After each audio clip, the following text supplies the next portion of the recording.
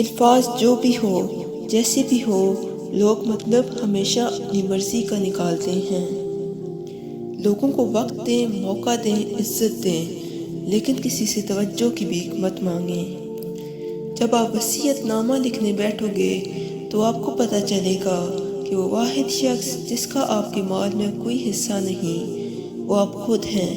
اس لیے جتنا ہو سکے اپنی زندگی میں ہی آخرت کے لیے ذخیرہ کر لو۔ دنیا داروں پر اپنے دکھ مت ظاہر کرو کہ یہ وہاں چوٹ ضرور لگاتے ہیں جہاں پہلے سے زخم ہوتا ہے۔ جو لوگ آپ سے بغض اور حسد رکھتے ہیں ان سے نفرت نہ کریں، کیونکہ یہی تو اصل فین ہیں جنہیں مکمل یقین ہے کہ آپ ان سے بہت بہتر ہیں۔ عورت کی خوبصورتی حیا میں اور تحفظ حجاب میں ہے۔ تمہارا اللہ پاک کی رضا میں راضی رہنا رب کریم کا تم پر راضی ہونے کا اشارہ ہے۔ اپنے بڑوں کو بوجھ مت سمجھو، انہیں کبھی اکیلا نہیں چھوڑو۔ یاد رکھو یہ وقت تمہارے اوپر بھی آنا ہے۔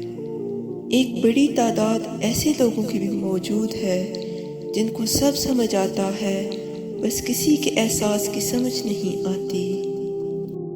علم طے کرتا ہے کیا کہنا ہے، مہارت طے کرتی ہے کیسے کہنا ہے، طرز عمل طے کرتا ہے کس قدر کہنا ہے، اور دانشمندی طے کرتی ہے کہ کہنا بھی ہے یا نہیں۔ آپ کے پیچھے بات کرنے والے دراصل آپ سے بہت پیچھے ہوتے ہیں۔ جن کی کوئی عزت نہیں ہوتی وہ دوسروں کو عزت کر کے فخر محسوس کرتے ہیں۔ جو مال تمہارے پاس ہے اس میں سے 10% صدقہ دو اور غریبوں مسکینوں کو کھانا کھلانا شروع کر دو، دولت بارش کی طرح برسے گی۔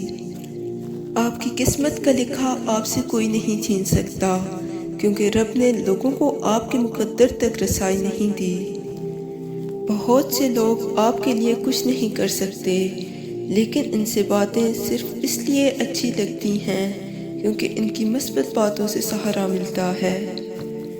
مخلص لوگ روٹھ جائیں تو منا لیا کرو، مطلبی لوگ چھوڑ جائیں تو رب کا شکر ادا کیا کرو۔